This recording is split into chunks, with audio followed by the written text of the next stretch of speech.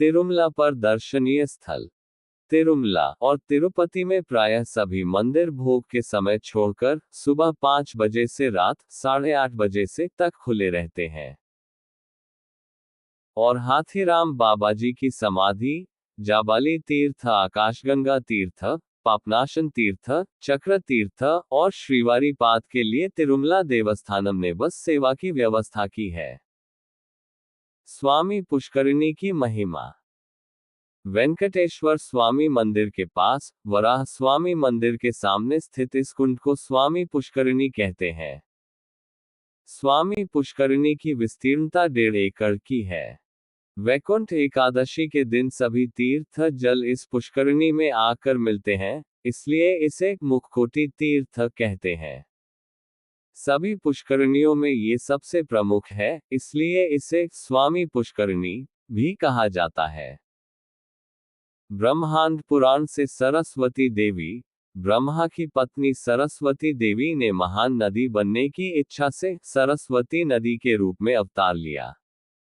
एक बार पुलस्त्य मुनि सरस्वती नदी के तट पर आकर तपस्या कर रहे थे। सरस्वती देवी ने उन्हें पूजा अर्पित नहीं की, क्योंकि वे उनके पुत्र समान थे। सरस्वती देवी द्वारा पूजा अर्पित नहीं किए जाने को अपमान मानते हुए पुलस्त्य मुनि ने सरस्वती देवी को श्राप दिया, आपकी जो इच्छा थी कि नदी के रूप में अवतरित होने पर आपकी गौरव बढ़े, वह पूरी नहीं होगी, क्योंकि गंगा नदी जो विष्णु के चरणों से उत्पन्न हुई है, वह अधिक प्रसिद्ध होगी। इस श्राप के बाद सरस्वती देवी ने पुलस्त्य ऋषि को श्राप दिया कि तुमने बिना कारण मुझे श्राप दिया, इसलिए अब तुम्हारे वंश में सभी लोग राक्षस होंगे। लेकिन बाद में पुलस्त्य ऋषि ने अपनी गलती को समझते हुए सरस्वती देवी से क्षमा मांगी। तब सरस्वती देवी ने कहा, तुम्हारे वंश में एक विष्णु का भक्त विभीषण नामक पुत्र उत्पन्न होगा, जो तुम्हारी कीर्ति को बढ़ाएगा। सरस्वती देवी ने नदियों में सबसे प्रमुख नदी बनने की इच्छा से नारायण की तपस्या की। नारायण ने दर्शन देकर कहा, पुलस्त्य मुनि के श्राप को मैं तिरस्कार नहीं करूंगा, परंतु तुम्हारी इच्छा को भी अस्वीकार नहीं कर सकता। पुलस्त्य मुनि का श्राप नदियों पर लागू होता है, तीर्थों पर नहीं। इसलिए तुम वेंकटाचल में पुष्करिणी के रूप में अवतार लो। मैं कलियुग में उस पुष्करिणी के तट पर वेंकटेश्वर स्वामी के रूप में प्रकट होऊंगा। 33 करोड़ 50 लाख तीर्थ मेरे दर्शन के लिए आकर तुम्हारे में स्नान करेंगे और तुम्हारी स्तुति करेंगे। इस प्रकार तुम सभी तीर्थों में प्रमुख तीर्थ के रूप में प्रसिद्ध हो जाओगी। सरस्वती देवी नारायण के निर्देशानुसार तीर्थ के रूप में अवतरित हुई। उस तीर्थ को स्वामी पुष्करिणी कहा गया। कश्यप की कथा। स्कंद पुराण से पांडवों के वंशज परीक्षित महाराज धर्मपूर्वक राज्य का पालन कर रहे थे। एक दिन शिकार के दौरान एक हिरण का पीछा करते हुए वह शमीक मुनि के आश्रम पहुंचे। परीक्षित महाराज ने शमीक मुनि को प्रणाम कर पूछा, स्वामी, यहां से हिरण गुजरा है। शमीक मुनि ध्यान में लीन थे और उत्तर नहीं दिया। परीक्षित महाराज, जो भूखे प्यासे थे, उत्तर न मिलने से निराश हो गए और पास में मरे हुए सांप को उठाकर शमीक मुनि के गले में डालकर चले गए। जब शमीक मुनि के पुत्र श्रृंगी को ये पता चला, तो उसने परीक्षित महाराज को श्राप दिया, 7 दिनों में तक्षक नामक सर्प के काटने से आपकी मृत्यु होगी। ये जानकर धन्वंतरी के शिष्य कश्यप परीक्षित महाराज को बचाने के लिए चल पड़े। तक्षक को ये ज्ञात हुआ और उसने कश्यप से कहा, जो धन परीक्षित महाराज देंगे, वह मैं तुम्हें दूंगा, और उन्हें धन देकर वापस भेज दिया। इसके बाद तक्षक ने परीक्षित महाराज को काटकर मार डाला। परीक्षित महाराज को न बचा पाने के कारण उनके रिश्तेदारों, ब्राह्मणों और मित्रों ने कश्यप को दोषी ठहराया। कश्यप इस दोष को सहन नहीं कर सका और शाक्य मुनि के पास गया और सब कुछ बताया। शाक्य मुनि ने कहा, तुम्हारे पास महान कृष्ण भक्त और धर्मात्मा परीक्षित महाराज को बचाने की शक्ति थी, लेकिन तुमने उन्हें नहीं बचाया। एक वैद्य को रोगी की मृत्यु तक उपचार करना चाहिए और उसे बचाने का प्रयास करना चाहिए। यदि धन, क्रोध या ईर्ष्या से वह रोगी का उपचार नहीं करता तो उसे ब्रह्महत्या के पाप के समान पाप लगता है। तुम्हारे पास परीक्षित महाराज को बचाने की शक्ति थी, लेकिन धन के लालच में तुमने उन्हें नहीं बचाया, इसलिए तुम्हें पाप लगा है। कश्यप ने अपने पाप से मुक्ति का उपाय पूछा, तो शाक्य मुनि ने कहा, सुवर्णमुखारी नदी के तट पर वेंकटाचल पर्वत पर स्थित स्वामी पुष्करिणी में स्नान कर वराह स्वामी और वेंकटेश्वर स्वामी के दर्शन करो, तो तुम्हारा पाप नष्ट हो जाएगा। कश्यप ने ऐसा ही किया और अपने पाप से मुक्त हो गया। धर्मगुप्त की कथा। चंद्रवंश के राजा नंद ने अपने पुत्र धर्मगुप्त को राज्य सौंपकर तपस्या के लिए वन में प्रस्थान किया।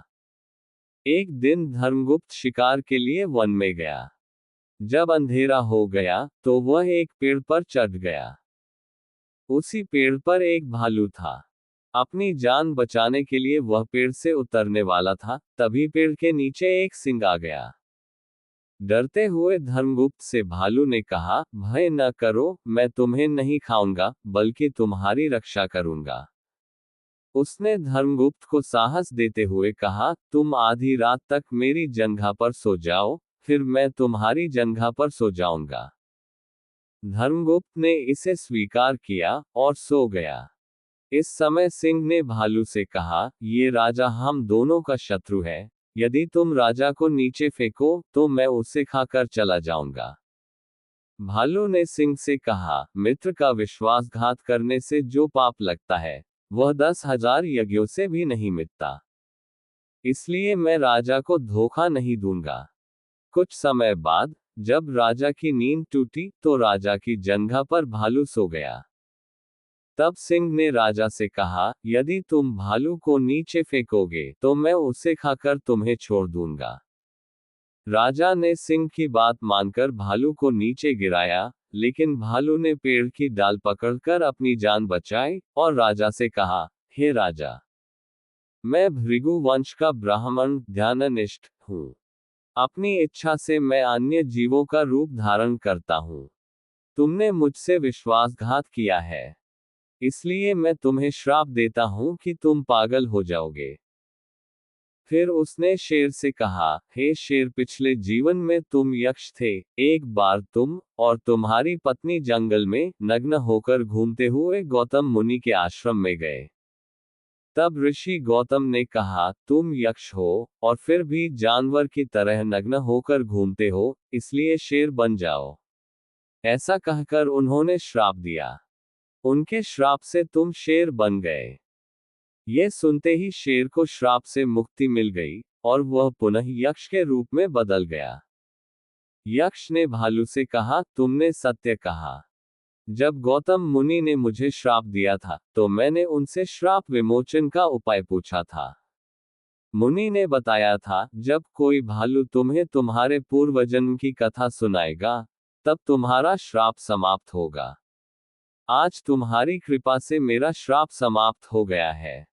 ये कहकर यक्ष ने भालू को प्रणाम किया और अपने लोक को लौट गया। धर्मगुप्त पागल होकर अपने राज्य में घूम रहा था। उसकी इस अवस्था को देखकर मंत्रियों ने उसे वन में ले जाकर उसके पिता नंद के पास पहुंचा दिया। उन्होंने नंद से कहा, आपके पुत्र धर्मगुप्त पागल हो गए हैं। नंद अपने पुत्र को लेकर जैमिनी मुनि के पास गए और उनसे धर्मगुप्त के पागलपन का कारण पूछा। जैमिनी मुनि ने पूरे घटनाक्रम को समझाते हुए बताया कि धर्मगुप्त ने भालू के साथ विश्वासघात किया था, जिसके कारण उसे श्राप मिला है। नंद ने मुनि से पूछा, हे मुनिवर, कृपया ये बताएं कि मेरे पुत्र के पाप और श्राप से मुक्ति का उपाय क्या है। जैमिनी मुनि ने उत्तर दिया, विष्णु के निवास वेंकटाचल पर्वत पर स्थित स्वामी पुष्करिणी तीर्थ में स्नान करने से तुम्हारे पुत्र का पाप और श्राप दोनों समाप्त हो जाएंगे। नंद ने मुनि की आज्ञानुसार अपने पुत्र धर्मगुप्त को स्वामी पुष्करिणी में स्नान कराया। स्नान करने के बाद धर्मगुप्त को अपने पाप और श्राप से मुक्ति मिल गई। सुमति का कथा। महाराष्ट्र देश में सुमति नामक एक ब्राह्मण कुसंगति के प्रभाव से वेश्याओं के साथ रहकर मद्यपान और चोरी जैसे दुष्कर्मों में लिप्त था। एक दिन सुमति धन के लोभ में चोरी करने गया और एक ब्राह्मण की हत्या कर दी। इस अपराध के कारण सुमति पर ब्राह्मण हत्या का महापाप लग गया। सुमति ने अपनी इस दीन स्थिति के बारे में अपने पिता यज्ञदेव को बताया। यज्ञदेव अपने पुत्र को लेकर दुर्वासा मुनि के पास पहुंचे और सुमति को उसके पापों से मुक्त करने के लिए प्रार्थना की। दुर्वासा मुनि ने कहा, सुमति को वेंकटाचल पर्वत पर स्थित स्वामी पुष्करिणी तीर्थ में स्नान कराएं। यज्ञदेव ने मुनि की आज्ञा का पालन किया और अपने पुत्र को स्वामी पुष्करिणी में स्नान कराया। स्नान के पश्चात सुमति ब्राह्मण हत्या के पाप से मुक्त हो गया। वराह स्वामी मंदिर की कथा। भविष्योत्तर पुराण से वराह स्वामी द्वारा हिरण्याक्ष का वध किए जाने के पश्चात मुनियों ने उनसे प्रार्थना की, हे स्वामी, आप पृथ्वी पर निवास करते हुए हमें रक्षित करें और दूसरों को दर्शन प्रदान करें। वराह स्वामी ने कहा, मैं आपकी इच्छा पूर्ण करूंगा, और वे वेंकटाचल पर निवास करने लगे। भृगु महर्षि द्वारा नारायण की परीक्षा के पश्चात लक्ष्मी देवी वैकुंठ को छोड़कर चली गईं। लक्ष्मी देवी के बिना वैकुंठ में निवास असंभव जानकर नारायण वेंकटाचल पर आए और वराह स्वामी के दर्शन किए। वराह स्वामी ने पूछा, वेंकटाचल पर आने का कारण क्या है? नारायण ने पूरी घटना का वर्णन किया और उनसे वेंकटाचल पर कलियुग के अंत तक निवास करने की अनुमति मांगी। वराह स्वामी ने कहा, यदि उपयुक्त मूल्य धन देंगे तो मैं आपको स्थान दूंगा। इस पर नारायण ने उत्तर दिया, इस समय मेरे पास लक्ष्मी देवी धन नहीं है, इसलिए मैं धन स्वरूप कुछ नहीं दे सकता। परंतु आने वाले कलियुग में मेरे दर्शन हेतु आने वाले भक्त सबसे पहले आपके दर्शन करेंगे। मेरे पूर्व आपकी पूजा, अभिषेक, नैवेद्य और आरती संपन्न होगी। यही मेरा आपको दिया जाने वाला धन होगा। वराह स्वामी इस प्रस्ताव से सहमत हो गए और नारायण को 100 गज भूमि प्रदान की। इसलिए आज भी भक्त सबसे पहले वराह स्वामी के दर्शन करते हैं। वराह स्वामी को वेंकटेश्वर स्वामी से पहले नैवेद्य, पूजा और आरती समर्पित की जाती है।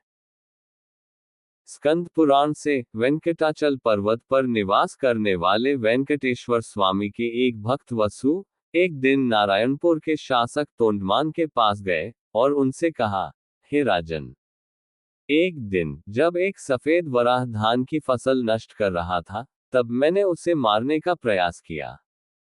वह वराह पुष्करिणी के पास स्थित एक वल्मीक गुहा में घुस गया। जब मैं उस वल्मीक को खोदने लगा तो चेतना खो बैठा और अचेत होकर गिर पड़ा। मेरे पुत्र ने मेरी दशा देखकर वेंकटेश्वर स्वामी से प्रार्थना की। उसी समय वह वराह मुझ में प्रवेश कर गया और मेरे पुत्र से कहा, निषादराज, तुम तोंडमान के पास जाओ और यह संदेश दो, हे राजन, यदि तुम उस वल्मीक का काली गाय के दूध से अभिषेक करोगे तो वहां से एक सुंदर शिला प्रकट होगी। उस शिला से मेरा विग्रह तैयार कराओ। मेरी मूर्ति में वराह का मुख हो, मैं खड़ा रहूं और मेरी बाईं जंघा पर भूमि देवी विराजमान हो। जब मैं होश में आया तो मेरे पुत्र ने मुझे वह सारी बातें बताई जो वराह स्वामी ने कही थी। तोंडमान ने वसु से कहा, मैं तुम्हारे बताए अनुसार सब कुछ करूंगा। फिर उन्होंने अपने मंत्री को आदेश दिया, हमारी काली गायों को वेंकटाचल पर्वत पर ले जाओ। तोंडमान ने ये सारी घटना अपने अंतःपुर की रानियों को बताए और सो गए। उसी रात तोंडमान ने स्वप्न में देखा कि उनके अंतःपुर से स्वामी पुष्करिणी तक एक सुरंग मार्ग है। सुबह उठकर उन्होंने देखा, वास्तव में वह सुरंग वहां थी। तोंडमान उस सुरंग मार्ग से स्वामी पुष्करिणी पहुंचे और वराह स्वामी के निर्देश अनुसार काली गायों के दूध से वल्मीक का अभिषेक किया। अभिषेक के पश्चात एक सुंदर काली शिला प्रकट हुई। उस शिला से भूमि देवी सहित वराह स्वामी की मूर्ति बनवाई गई और मंदिर का निर्माण कर मूर्ति की प्रतिष्ठा की गई। 1900 के दशक में वेंकटेश्वर स्वामी मंदिर के महंत प्रयागदास ने जीर्ण शीर्ण हो चुके वराह स्वामी मंदिर का पुनर्निर्माण कराया। वर्तमान में इस वराह स्वामी मंदिर में मूल मूर्ति भूमि देवी सहित वराह स्वामी के अर्चा विग्रह, वेंकटेश्वर स्वामी के अर्चा विग्रह और शालिग्राम स्थापित है। वेंकटेश्वर स्वामी मंदिर की कथा। भविष्योत्तर पुराण से नैमिषारण्य के मुनियों ने सूत गोस्वामी से कहा, हे सूत गोस्वामी, अब तक हमने वरदराज स्वामी और जगन्नाथ स्वामी के बारे में सुना है। अब वेंकटाचल महात्म्य का वर्णन करें। इस पर सूत गोस्वामी ने इस प्रकार कहा। एक बार गंगा नदी के तट पर मुनियों द्वारा एक महान यज्ञ किया जा रहा था।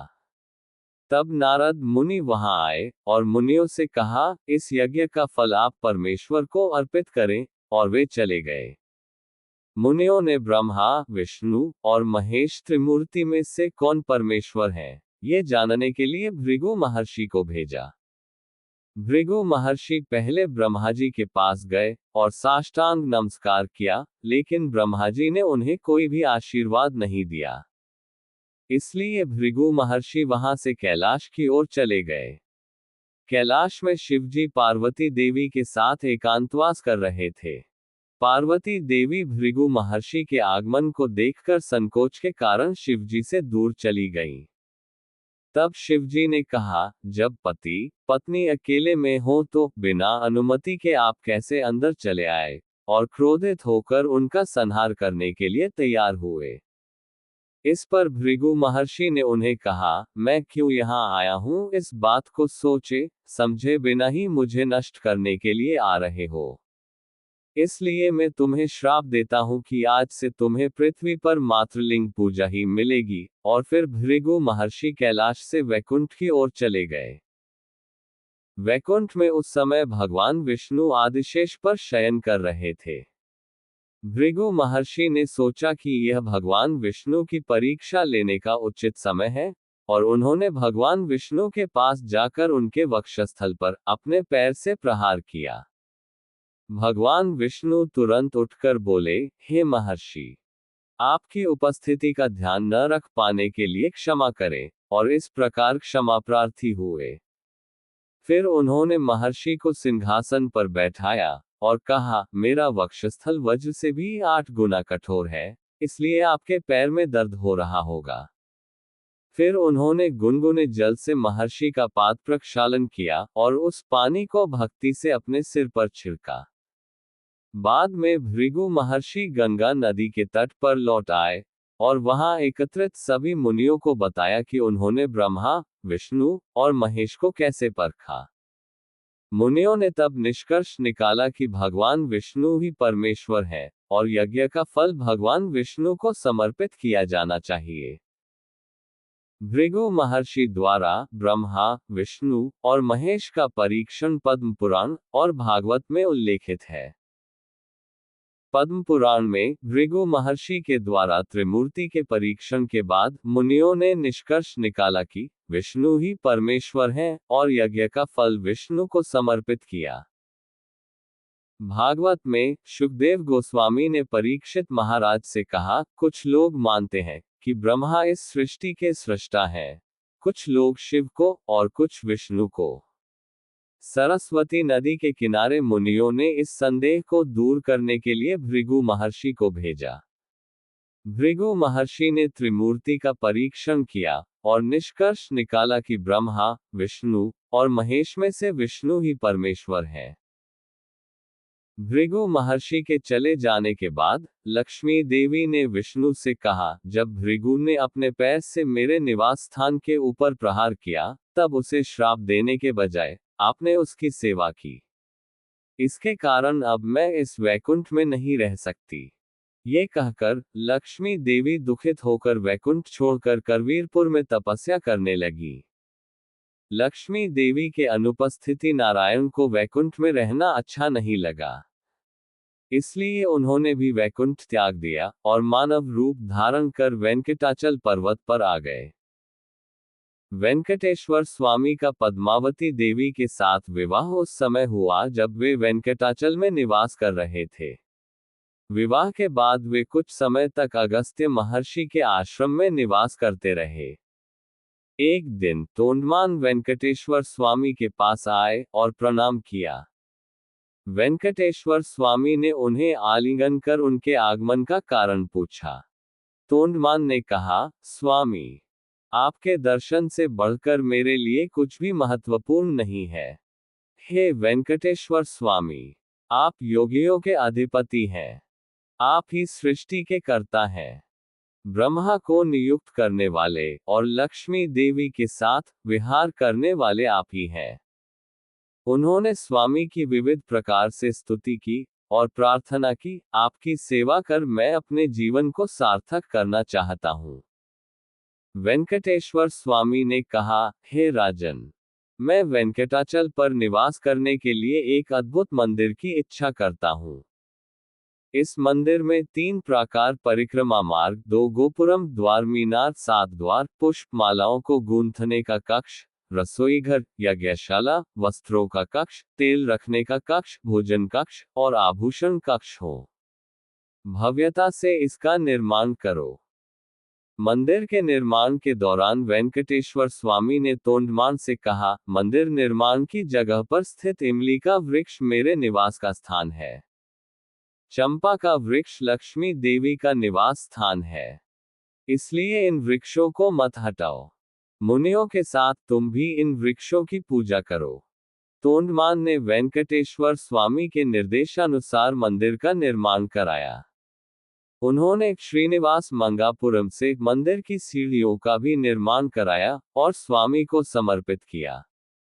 वेंकटेश्वर स्वामी ने शुभ मुहूर्त में देवताओं समेत उस मंदिर में प्रवेश किया और पद्मावती को अपने वक्षस्थल पर स्थान दिया, अपने बाएं हाथ को कमर पर रखा और अपने दाएं हाथ से अपने चरणों का आश्रय स्वीकार करने का संकेत दिया और अर्चा मूर्ति बन गए। गोला मंडप। एक बार रामानुजाचार्य 1 वर्ष तक कपिल तीर्थ में स्थित नम्मालवार मंदिर में रहे। उस समय उन्होंने तिरुमल नंबी से 18 बार रामायण का श्रवण किया। उसी दौरान तोंडरुकोंडी नामक एक भक्त महिला प्रतिदिन रामानुजाचार्य को गाय का दूध लाकर देती थी। जब रामानुजाचार्य श्रीरंगम लौटने लगे तो उन्होंने तोंडरुकोंडी की सेवा के बदले कुछ धन देने का प्रयास किया। तोंडरुकोंडी ने कहा, स्वामी, मुझे धन की आवश्यकता नहीं है। कृपया मुझे मुक्ति प्रदान करें। रामानुजाचार्य ने उत्तर दिया, मुक्ति प्रदान करने की शक्ति केवल वेंकटेश्वर स्वामी के पास है। अतः तुम स्वामी से प्रार्थना करो। तोंडरुकोंडी ने कहा, स्वामी, मुझे यह नहीं पता कि वेंकटेश्वर स्वामी मेरी प्रार्थना स्वीकार करेंगे या नहीं। अतः कृपया मेरे लिए स्वामी को एक पत्र लिख दें।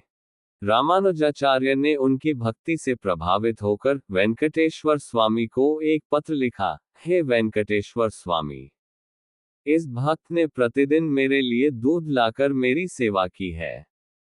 इसके बदले में वह मुक्ति की याचना करती है। कृपया उसे मुक्ति प्रदान करें। उन्होंने ये पत्र तोंडरुकोंडी को दिया। तोंडरुकोंडी वह पत्र लेकर तिरुमला गईं। वहां स्वामी पुष्करणी में स्नान कर वेंकटेश्वर स्वामी के दर्शन किए। फिर रामानुजाचार्य लिखित पत्र स्वामी के चरणों में रखकर मंदिर से बाहर आईं। इसके बाद उन्होंने लकड़ियों से बनाई गई चिता में अग्नि प्रवेश कर अपने शरीर का त्याग कर दिया। तोंडरुकोंडी की भक्ति और समर्पण से प्रसन्न होकर वेंकटेश्वर स्वामी उन्हें पुष्पक विमान से वैकुंठ ले गए। जिस स्थान पर तोंडरुकोंडी ने देह त्याग किया था, वहां एक मंडप का निर्माण हुआ, जिसे गोल्ल मंडपम कहा जाता है। यह मंडप प्रथम गोपुरम के सामने स्थित है। तिरुमल नंबी मंदिर आवास। वेंकटेश्वर स्वामी के शुद्ध भक्तों में से एक तिरुमल नंबी थे। तिरुमल नंबी का जन्म 973 ईस्वी में हुआ था। इन्हें श्रीशैलपूर्ण भी कहा जाता है। तिरुमल नंबी के गुरु यामुनाचार्य थे। वेंकटेश्वर स्वामी की सेवा के लिए यामुनाचार्य ने तिरुमल नंबी को वेंकटाचलम तिरुमला भेजा। तिरुमल नंबी की बहन कांतिमती देवी थी, जिनके पुत्र के रूप में रामानुजाचार्य का जन्म हुआ। तिरुमल नंबी ने रामानुजाचार्य की जन्म कुंडली देखकर उन्हें इलय आठवार नाम दिया। तिरुमल नंबी प्रतिदिन पापनाशन से जल लाकर वेंकटेश्वर स्वामी का अभिषेक करते और फूलों से उन्हें सजाते थे। एक दिन जब तिरुमल नंबी पापनाशन से जल ला रहे थे, तो वेंकटेश्वर स्वामी बालक के रूप में उनके सामने आए और कहा, दादा, दादा, मुझे प्यास लगी है, कृपया मुझे पानी दो। तिरुमल नंबी ने उत्तर दिया, ये जल पापनाशन से वेंकटेश्वर स्वामी के लिए लाया गया है। यदि मैं ये जल तुम्हें दूं तो यह अपवित्र हो जाएगा, और जब तक मैं वापस जाकर जल लाऊंगा, स्वामी के अभिषेक में देर हो जाएगी। इसलिए तुम पापनाशन जाकर जल पी लो। ये कहकर वह आगे बढ़ गए। बालक के रूप में स्वामी ने पीछे से बाण मारकर मटके में छेद किया और जल पी लिया। इस घटना से दुखी तिरुमल नंबी के सामने बालक ने पर्वत पर बाण चलाकर जल प्रकट किया। फिर बालक ने तिरुमल नंबी से कहा, दादा, दादा, अब तुम्हें पापनाशन से जल लाने की आवश्यकता नहीं है। इस पर्वत से आने वाले जल को वेंकटेश्वर स्वामी के लिए ले जाओ। ये कहकर बालक अदृश्य हो गया। तिरुमल नंबी ने समझ लिया कि यह बालक रूप में वेंकटेश्वर स्वामी थे। तब से तिरुमल नंबी उसी जल का उपयोग करने लगे। चूंकि वह जल पर्वत से आया था, इसे आकाशगंगा नाम दिया गया। आज भी तिरुमल नंबी के चांदी के कलशों में हाथी पर जल लाने का कार्य होता है। आकाशगंगा के प्रकट होने के दिन वेंकटेश्वर स्वामी की उत्सव मूर्ति को आकाशगंगा ले जाया जाता है और वहीं उत्सव मनाया जाता है। रामानुजाचार्य एक बार 1 वर्ष तक तिरुपति के कपिल तीर्थ में रहे। उस समय तिरुमल नंबी प्रतिदिन सुबह वेंकटेश्वर स्वामी की सेवा करने के बाद तिरुमला से तिरुपति आते और रामानुजाचार्य को रामायण सुनाते। शाम तक वे फिर तिरुमला लौट जाते। लेकिन दोपहर में वेंकटेश्वर स्वामी का दर्शन न कर पाने के कारण तिरुमल नंबी को दुख होता था। इस बात को समझते हुए वेंकटेश्वर स्वामी ने अलीपिरी में पर्वत पर चढ़ने वाले सीढ़ियों के पास अपने पदचिह्न स्थापित किए और तिरुमल नंबी से कहा, इन पदचिह्नों के दर्शन करना मेरे दर्शन करने के समान होगा। ये सुनकर तिरुमल नंबी बहुत प्रसन्न हुए और प्रतिदिन दोपहर में उन पदचिह्नों के दर्शन कर उनकी पूजा करने लगे। एक बार तिरुमल नंबी के एक शिष्य ने वेंकटेश्वर स्वामी को अर्पित करने वाली फूलों की माला पहन ली। वेंकटेश्वर स्वामी ने तिरुमल नंबी के सपने में आकर यह बात बताई। तिरुमल नंबी ने अपने शिष्य को डांटते हुए कहा, आज से किसी को भी वेंकटेश्वर स्वामी को अर्पित की गई माला भी उपयोग नहीं करनी है। इसके बाद उन्होंने वेंकटेश्वर स्वामी को अर्पित मालाओं को देवताओं के लिए एक कुएं में डालने की व्यवस्था की। तिरुमल नंबी ने अपने शरीर को छोड़ते समय वेंकटेश्वर स्वामी से प्रार्थना की, हे स्वामी, मैंने अपने गुरु यामुनाचार्य के आदेशानुसार आपकी सेवा की है। अब मैं अपना शरीर त्याग रहा हूँ। यदि मैंने आपकी सेवा में कोई त्रुटि की हो तो कृपया मुझे क्षमा करें। उन्होंने वहां उपस्थित सभी भक्तों से भी कहा, यदि मैंने आप सभी के प्रति कोई अपराध किया हो तो कृपया मुझे क्षमा करें। ये कहकर उन्होंने अपना शरीर त्याग दिया। भक्तों ने उसी घर में तिरुमल नंबी की प्रतिमा स्थापित की जहां वे निवास करते थे। अब उस घर को तिरुमल नंबी मंदिर कहा जाता है।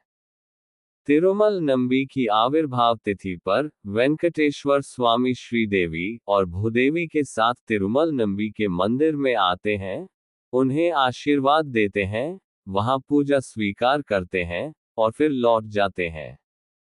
उत्सवों के समय जब वेंकटेश्वर स्वामी की उत्सव मूर्ति तिरुमल नंबी मंदिर से गुजरती है, तो वेंकटेश्वर स्वामी वहां रुकते हैं, तिरुमल नंबी को देखते हैं और फिर आगे बढ़ते हैं। तिरुमल नंबी मंदिर वेंकटेश्वर स्वामी मंदिर के प्रदक्षिणा मार्ग में स्थित है। अनंताचार्य वृंदावन समाधि। रामानुजाचार्य के प्रमुख गृहस्थ शिष्यों में से एक अनंताचार्य थे। अनंताचार्य का जन्म 1053 में हुआ था। वे रामानुजाचार्य से 36 वर्ष छोटे थे। अनंताचार्य का निवास स्थान तिरुमला में था, जहां उनके घर के पीछे श्री वेंकटेश्वर स्वामी की सेवा के लिए उन्होंने स्वयं सिद्ध कुंड और पुष्प वाटिका बनाई थी। वहीं पर ही उनकी प्रतिमा एवं समाधि भी वहीं स्थित है।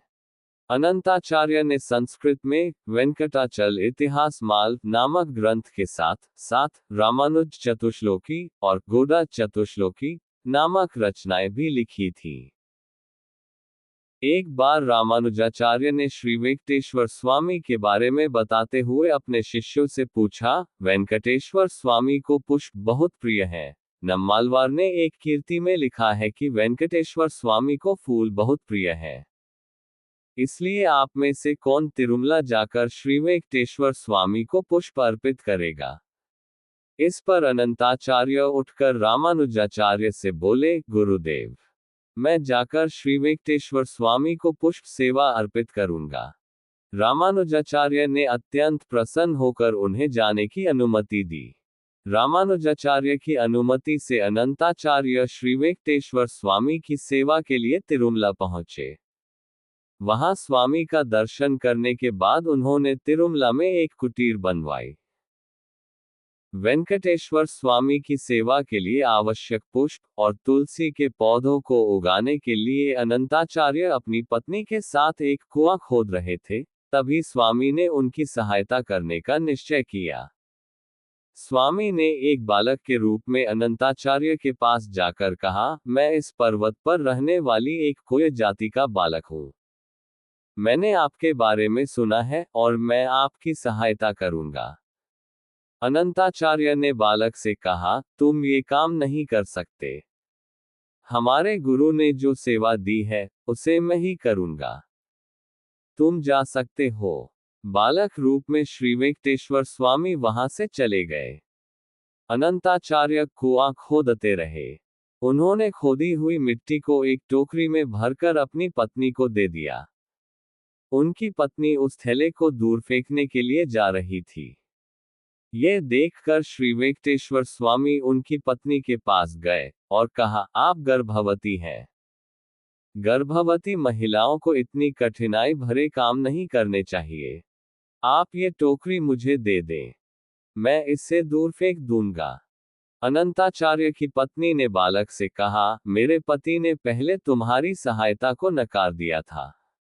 अब अगर मैं तुम्हारी सहायता स्वीकार करूंगी तो हम दोनों को मेरे पति डांटेंगे। इसलिए तुम चले जाओ। बालक रूप में स्वामी ने कहा, तुम्हारे पति कुंड के अंदर हैं।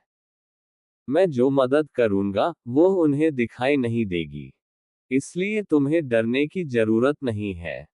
अनंताचार्य की पत्नी ने वेंकटेश्वर स्वामी की माया के प्रभाव में आकर उस बालक की सहायता स्वीकार कर ली। बालक के रूप में आए श्री वेंकटेश्वर स्वामी की सहायता से उनकी सेवा शीघ्र पूरी हो गई। अनंताचार्य ने देखा कि उनकी पत्नी मिट्टी की दूसरी टोकरी भरने से पहले ही लौट आई है। अनंताचार्य ने अपनी पत्नी से पूछा, पहले तो तुम देर से आ रही थी और अब मैं टोकरी में मिट्टी भरूं उससे पहले ही लौट आ रही हो। इसका कारण क्या है? पतिव्रता पत्नी ने बिना झूठ बोले सब कुछ सही सही बता दिया। गुस्से में अनंताचार्य कुएं से बाहर आ गए। उनके गुस्से को देखकर बालक रूप में श्री वेंकटेश्वर स्वामी को समझ में आ गया कि वे उन्हें दंडित करेंगे। इसलिए स्वामी वहां से भाग गए। अनंताचार्य ने बालक को पकड़ने के लिए उनका पीछा किया। भागते हुए वेंकटेश्वर स्वामी ने पीछे मुड़कर देखा तो अनंताचार्य ने अपने हाथ में रहे सबल से वेंकटेश्वर स्वामी पर वार कर दिया। सब्बल स्वामी के होंठ के निचले हिस्से पर लगी, जिससे खून बहने लगा। इस प्रकार खून बहाते हुए श्री वेंकटेश्वर स्वामी बालक रूप में मंदिर में जाकर अदृश्य हो गए। अनंताचार्य दौड़ नहीं सके और लौट आए। उधर मंदिर में श्री वेंकटेश्वर स्वामी की मूर्ति के होठों के नीचे से रक्त बहने लगा। यह देखकर मंदिर के पुजारी घबराकर श्री वेंकटेश्वर स्वामी से पूछने लगे, स्वामी, ये रक्त क्यों बह रहा है? श्री वेंकटेश्वर स्वामी ने उस घटना का विवरण देते हुए कहा, इस रक्त को रोकने के लिए हरे कपूर को लगाओ। अनंताचार्य द्वारा की गई इस लीला की याद स्वरूप हर दिन इसी प्रकार हरे कपूर को लगाओ। मंदिर के पुजारी ने श्री वेंकटेश्वर स्वामी द्वारा बताई गई विधि से उनकी सेवा की। इस घटना के बारे में जानने के बाद अनंताचार्य ने श्री वेंकटेश्वर स्वामी को अष्टांग प्रणाम किया और अपनी गलती के लिए क्षमा प्रार्थना की। एक बार अनंताचार्य फूलों के हार तैयार कर रहे थे, तभी श्री वेंकटेश्वर स्वामी ने मंदिर के पुजारी के माध्यम से उन्हें मिलने के लिए बुलाया। जब अनंताचार्य ने पुजारी से जाना कि स्वामी उन्हें बुला रहे हैं, तो उन्होंने कहा, मैं आता हूं, आप जाए। अनंताचार्य ने फूलों और तुलसी के हार को तैयार कर लाने में थोड़ी देर कर दी। श्री वेंकटेश्वर स्वामी ने अनंताचार्य से पूछा, तुम्हें इतनी देर क्यों लगी? अनंताचार्य ने उत्तर दिया, स्वामी, मैं फूलों और तुलसी के हार को तैयार कर रहा था, इसलिए आने में देर हो गई। श्री वेंकटेश्वर स्वामी ने अनंताचार्य से पूछा, तुम्हारे लिए मैं ज्यादा महत्वपूर्ण हूं कि मेरे लिए बनाए गए फूलों के हार ज्यादा महत्वपूर्ण है? अनंताचार्य ने कहा, स्वामी, जब फूल पूरी तरह से खिल जाते हैं तो उनकी खुशबू जल्दी ही चली जाती है। इसलिए हमारे गुरु रामानुजाचार्य ने हमें निर्देश दिया है कि फूलों के हार को तब तक तैयार करके अर्पित करो जब तक वे खिले नहीं। जब आपने मुझे बुलाया तब मैं फूलों के हार बना रहा था। अगर मैं बीच में उसे छोड़कर आपके पास आता तो फूल खिलकर अपनी खुशबू खो देते। इसलिए मैंने फूलों के हार को पूरी तरह से तैयार किया और फिर आपके लिए लाया। एक बार जब अनंताचार्य अपने बगीचे में फूल तोड़ रहे थे, तभी एक सांप ने उन्हें काट लिया। फिर भी श्री वेंकटेश्वर स्वामी की फूल सेवा में कोई विलंब न हो, इसलिए उन्होंने फूल तोड़कर माला तैयार की और मंदिर में लाने के लिए चल दिए। श्री वेंकटेश्वर स्वामी ने कहा, तुम्हें सांप ने काटा है ना? तुम तुरंत औषधि ले लो। अनंताचार्य ने उत्तर दिया, स्वामी, मुझे काम, क्रोध, लोभ, मद और मात्सर्य जैसे सांप हर क्षण काटते रहते हैं। उनके सामने इस सांप के जहर की क्या बात है? अगर इस सांप के जहर से मैं मर भी जाऊं, तो वैकुंठ में जाकर वहां आपकी सेवा करूंगा, और यदि जीवित रहा तो यहीं आपकी सेवा करूंगा। एक बार अनंताचार्य श्रीरंगम जाने और अपने गुरु तथा श्रीनाथ स्वामी के दर्शन करने के लिए श्री वेंकटेश्वर स्वामी को अर्पित किए गए प्रसाद को लेकर तिरुमला से रवाना हुए। रास्ते में जब उन्होंने प्रसाद की थैली खोली तो उसमें चींटियां दिखने लगी।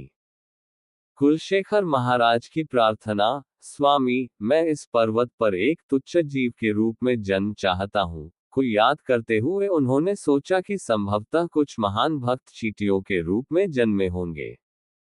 इसलिए उन्होंने उस प्रसाद को तिरुमला पर्वत पर ले जाकर वहां छोड़ दिया और श्रीरंगम के लिए रवाना हो गए।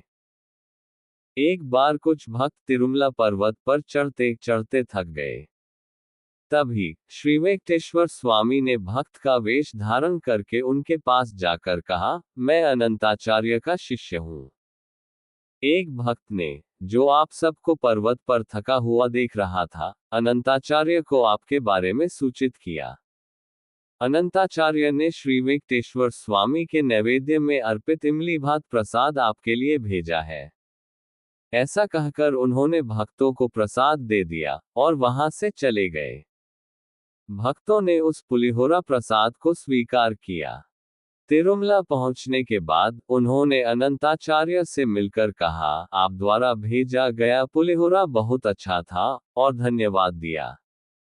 अनंताचार्य ने उत्तर दिया, मैंने किसी को नहीं भेजा। स्वयं श्री वेंकटेश्वर स्वामी ने मेरे शिष्य के रूप में आकर आपको अपनी भेंट दी। एक बार पराशर भट्ट का शिष्य उनके पास आया और भक्तों के लक्षणों के बारे में जिज्ञासा की। पराशर भट्ट ने कहा, तिरुमला में अनंताचार्य है, तुम उनके पास जाकर जान लो, और उसे तिरुमला भेज दिया। वह शिष्य पराशर भट्ट की बात मानकर तिरुमला गया, और अनंताचार्य से मिलकर उसने उन्हें पूरी घटना बताई। अनंताचार्य ने उसे वहां कुछ दिन रुकने को कहा। एक बार श्री वेंकटेश्वर स्वामी का उत्सव हुआ, जिसमें कई भक्त और सन्यासी शामिल हुए। उत्सव के बाद भक्त प्रसाद प्राप्त करने के लिए बैठ गए। उनमें पराशर भट्ट द्वारा भेजा गया शिष्य भी था। अनंताचार्य ने उसे उठाकर प्रसाद वितरित करने के लिए कहा। वह प्रसाद वितरित करके दूसरी बार प्रसाद लेने वाले भक्तों के साथ बैठ गया। अनंताचार्य ने उसे फिर से उठाकर प्रसाद वितरित करने के लिए कहा। उसने फिर से प्रसाद वितरित किया, और तीसरी बार प्रसाद लेने वालों के साथ बैठ गया। अनंताचार्य ने उसे फिर से उठाकर प्रसाद वितरित करने के लिए कहा। उसने प्रसाद वितरित किया, और चौथी बार प्रसाद लेने वालों के साथ बैठकर प्रसाद लिया। उत्सव समाप्त होने के बाद अनंताचार्य ने उसे बुलाया और कहा, तुमने मुझसे पूछा था कि भक्तों के लक्षण कैसे होने चाहिए, मैं तुम्हें बताता हूँ। फिर उन्होंने कहा, भक्तों को नमक, बगुला, मुर्गी और तुम्हारी तरह होना चाहिए। वह भक्त अनंताचार्य से अनुमति लेकर पराशर भट्ट के पास गया और सारी घटना विस्तार से बताई, फिर कहा कि मुझे उनके उत्तर समझ नहीं आए। तब पराशर भट्ट ने अपने शिष्य से कहा, 6 प्रकार के स्वादों में से नमक एक है। ये 6 स्वाद कभी अपनी विशेषताओं को नहीं खोते। बिना नमक के बनाई गई सब्जी कोई नहीं खाता।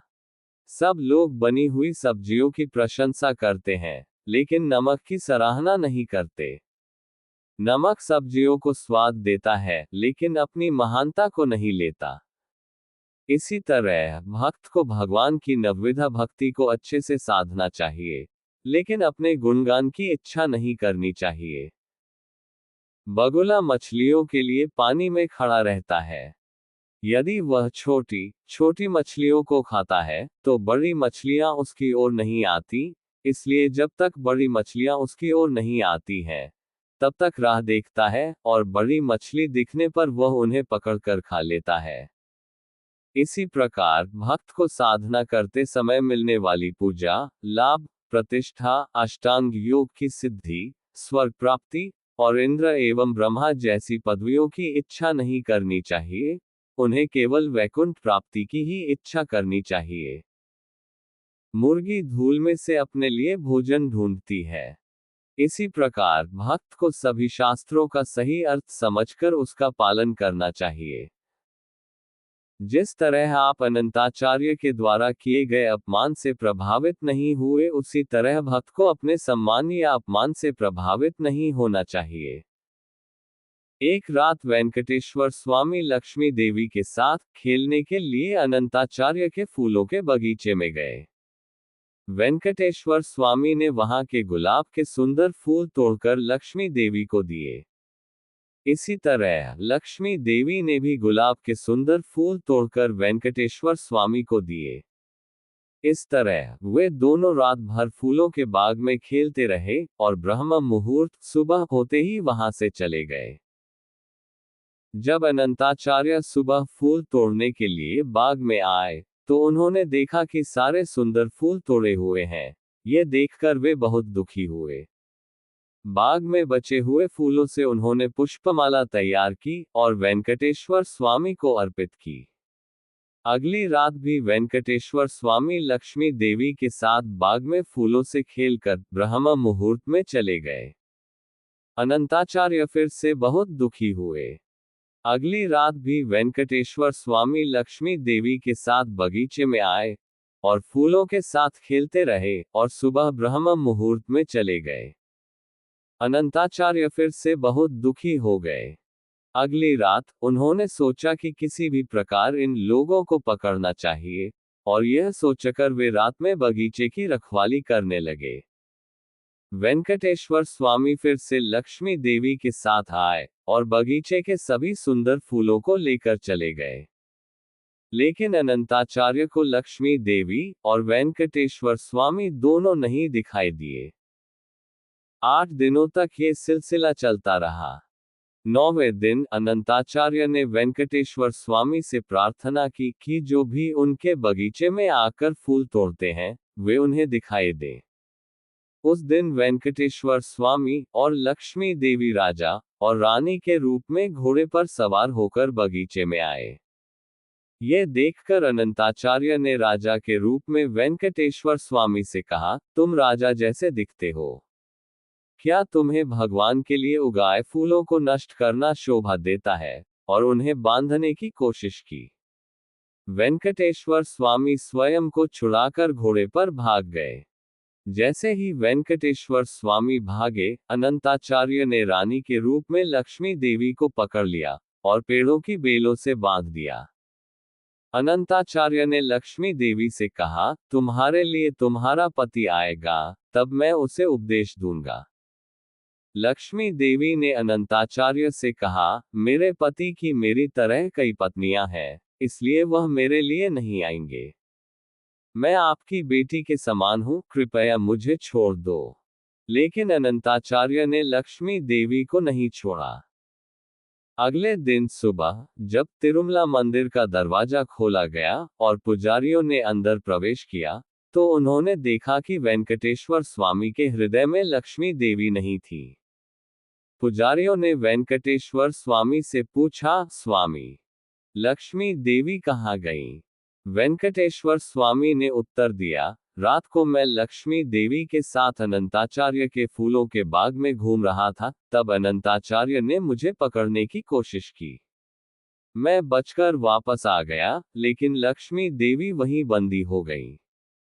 पुजारियों ने अनंताचार्य के फूलों के बाग में जाकर उससे ये सब बताया। तब तक लक्ष्मी देवी वहां एक मूर्ति के रूप में परिवर्तित हो चुकी थी। अनंताचार्य लक्ष्मी देवी को एक टोकरी में रखकर मंदिर में लाए और वेंकटेश्वर स्वामी के हृदय में रखकर उनसे क्षमा मांगी। इस लीला की याद में आज भी वेंकटेश्वर स्वामी और लक्ष्मी देवी को अनंताचार्य के बाग में ले जाकर पूजा की जाती है। तिरुमला में अनंताचार्य की समाधि पर वेंकटेश्वर स्वामी को अर्पित फूलों की माला प्रसाद रूप में अर्पित की जाती है और षटगोपा के साथ अनंताचार्य को आशीर्वाद दिया जाता है। अनंताचार्य के जन्म दिवस पर भी इसी प्रकार पूजा की जाती है। कहा जाता है कि अनंताचार्य की समाधि से एक पोगड़ा पेड़ उत्पन्न हुआ था और इसे अनंताचार्य के रूप में माना जाता है। अनंताचार्य की समाधि तिरुमल नंबी मंदिर के पास तथा वेंकटेश्वर स्वामी मंदिर के प्रदक्षिणा मार्ग में स्थित है।